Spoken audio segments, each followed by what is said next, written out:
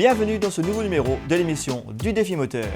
Installez-vous confortablement, on démarre. Voici tout de suite le sommaire.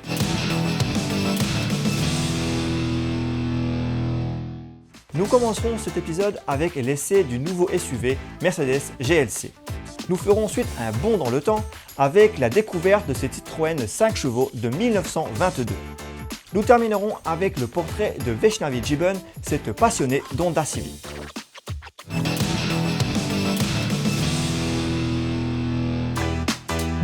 Commençons tout de suite cet épisode avec l'essai du nouveau Mercedes GLC. L'ancienne génération de ce SUV haut de gamme doit son succès à son confort et à sa polyvalence. Est-ce que c'est le cas de nouveau Mercedes GLC? Découvrons-le tout de suite dans cet essai.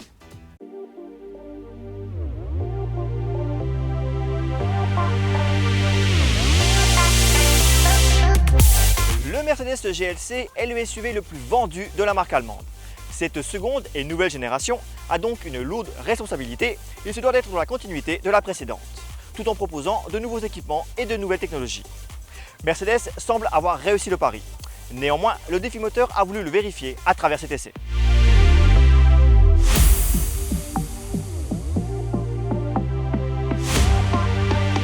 Le nouveau Mercedes GLC évolue stylistiquement, mais tout en gardant l'ADN qui a fait son succès. On le reconnaît au premier regard. À l'avant, la calandre est imposante avec le large logo en son centre. Les optiques ont un dessin travaillé, presque agressif. C'est également le cas du bouclier aux lignes sportives. Vu de profil, le SUV est imposant, notamment en longueur. Notre modèle d'essai dispose de jantes de 20 pouces de couleur noire. Elles donnent de la prestance au véhicule. Soulignons aussi la ligne de toit qui plonge légèrement vers l'arrière, donnant ainsi au SUV un léger style de coupé.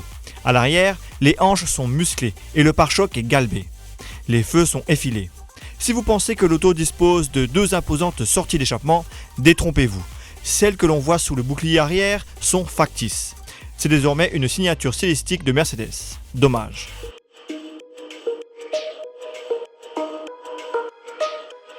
Comme pour l'extérieur, l'habitacle est typé Mercedes. On y retrouve les codes du constructeur allemand, comme par exemple les bus d'aération circulaire, le dessin du volant à 6 branches et les deux écrans. L'un d'eux est positionné sur le tableau de bord. Il sert à l'infodivertissement. Le second est placé derrière le volant. Son rôle est d'afficher l'instrumentation. Les matériaux et les finitions sont bons. L'habitacle est comme toujours chez Mercedes un subtil mélange de luxe, confort et sportivité.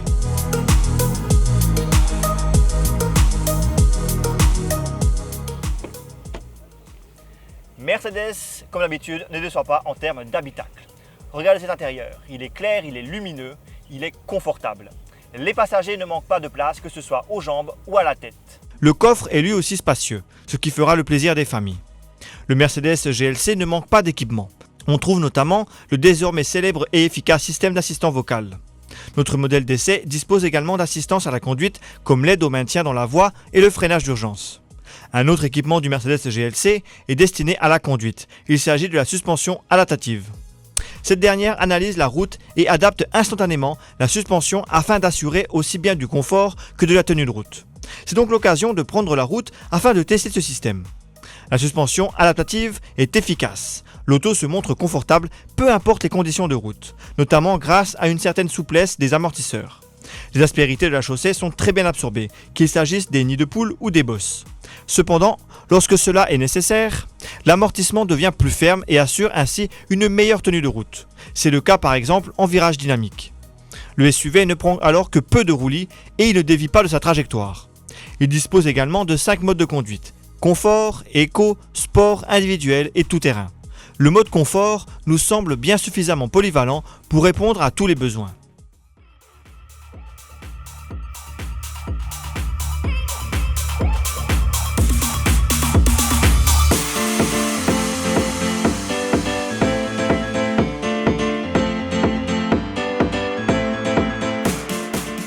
Nous avons tout de même 258 chevaux de puissance délivrés par le moteur 2 litres essence associé à un petit moteur électrique.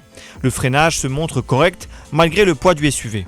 Notre modèle d'essai dispose de la transmission intégrale 4MATIC, un bon point en termes de polyvalence et de sécurité. S'il fallait trouver un défaut au nouveau Mercedes GLC, on pourrait évoquer le positionnement du levier de vitesse de la boîte automatique. Celui-ci est un commodo placé derrière le volant.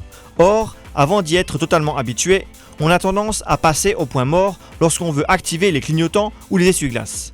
C'est une spécificité des Mercedes actuels. Le Mercedes GLC est un SUV haut de gamme réussi.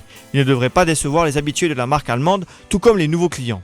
Le SUV est aussi bien confortable que moderne et technologique. S'il n'est pas sportif, il se montre néanmoins suffisamment dynamique et ses suspensions adaptatives sont un point fort. Il est difficile de lui trouver des défauts, si ce n'est ceux de toutes les Mercedes actuelles, c'est-à-dire les fausses sorties d'échappement et le positionnement du levier de vitesse.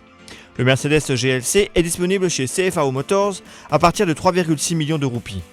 Notre modèle d'essai est affiché à 4,16 millions de roupies.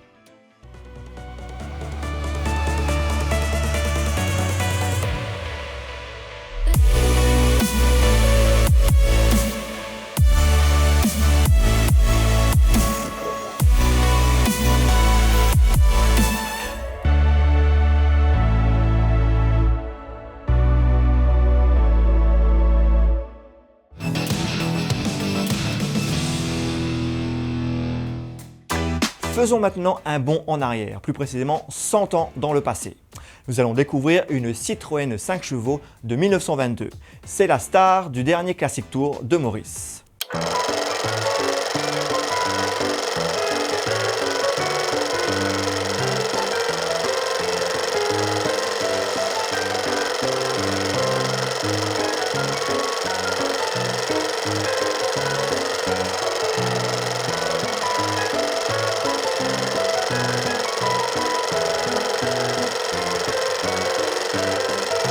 Ans. Ça se fête dignement. Une Citroën 5 chevaux de 1922 a été la vedette du Classic Tour de Maurice en 2022. Cet événement annuel a débuté par un rassemblement à la municipalité de Cœur-Pipe. Les participants ont ensuite pris la route en effectuant différentes étapes, dont une dans les jardins du domaine des Obino à Forestside. C'est là que le défi moteur et de nombreux membres du public sont venus admirer cette auto d'un autre temps. Elle ne passe pas inaperçue dans cette couleur jaune. Quand on regarde cette Citroën 5 chevaux, on a du mal à croire qu'elle a traversé un siècle. Sa restauration lui redonne son charme d'antan. La 5 chevaux, on a commencé la fabrication en 1922. En 1922, et après ça, la voiture est arrivée à Maurice. Le premier enregistrement a été en 1925. 1925, c'était un monsieur qui était à Moka. Un monsieur Hardy, c'est lui qui avait acheté la voiture et il se servait de l'auto tous les matins pour aller chez Adam et compagnie où il travaillait là-bas.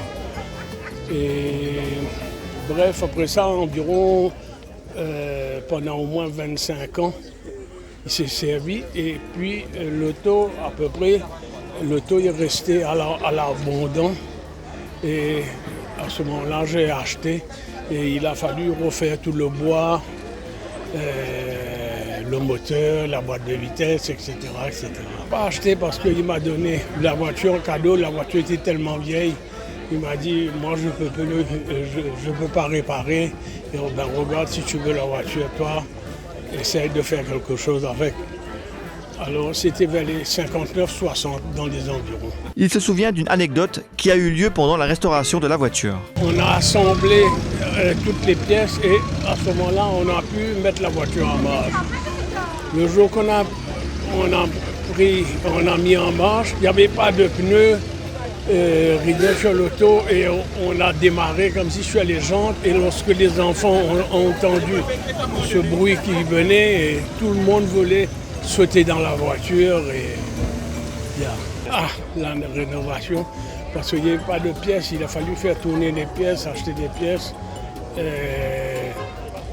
Ça a pris peut-être une trentaine d'années avant de refaire la voiture. Et donc, depuis combien de temps elle est dans cet état Là, il y a environ 15 ans. 15 ans. Depuis qu'elle roule, vous savez, peut-être une fois par mois, je prends l'auto et je vais faire tout avec, où mes enfants se servent de la voiture.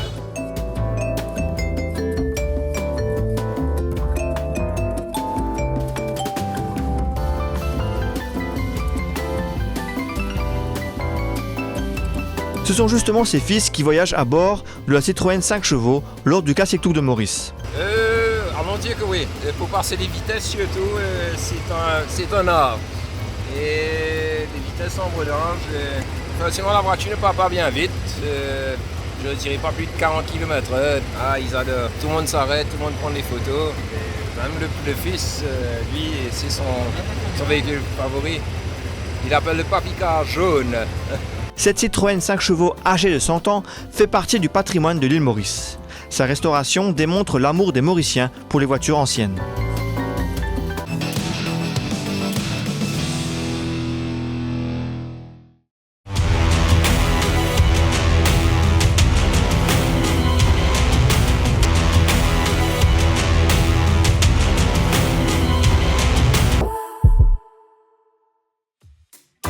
Vaishnavi Gibbon est une passionnée de voitures et plus précisément d'Honda.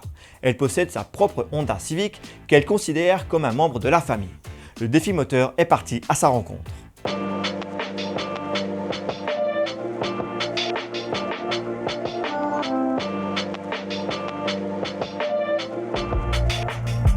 Vaishnavi Gibbon ne jure que par sa Honda Civic de 2003.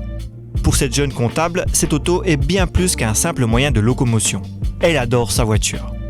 Le défi moteur l'a rencontrée au stade Angela Coupen à Bellevue-Arel alors qu'elle venait assister au Motoclub Motor Show.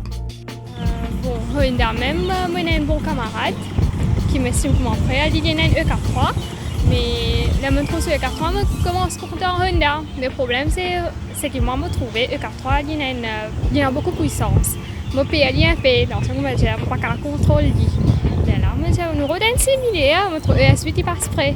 Là, me compte en ligne, nous avons ça le là ensemble et comment on met en manche. Tu déjà les sapins là. Comment on get le là, moi fait déjà non me les dit. Comme il y a nous payer, mais me les dit aujourd'hui même. Et le problème c'était pendant le confinement que me chargé ça et me chargé un dimanche soir. Là, lundi matin, on apprend le là. Ce sont ses frères et cousins qui ont transmis à Vaishnavi Gibbon la passion de l'automobile. Dans le tour, moi, tout le monde cousin dans le tour. Mais mon frère a acheté pour lui en 2015 un Nissan AK12. Là, on trouvait bien indépendant, on a le tour, mais j'avoue, moi, je besoin le tour. À l'époque, je disais le tour, moi, besoin le tour. Mais là, on trouvait qu'il commence à modifier le tour. Entre-temps, il change le tour, il y a le tour. Entre-temps, il y a un tuning show aussi. Et là, on a découvert que le tour, il passe un moyen de transport capable. On a une passion envers ça, on fait d'après une façon, c'est qu'ils vont plus modifier, mais c'est comme ça, souvent, me plus content le tour. Et que pour moi, personnellement, le tour, il passe au prend rouler, ou même on a un feeling, on attaché avec lui. Et même, justement, je trouve qu'il est humain. Il n'est pas quelque chose, nous, mais nous, quelque chose, il est capable d'exprimer nous-mêmes.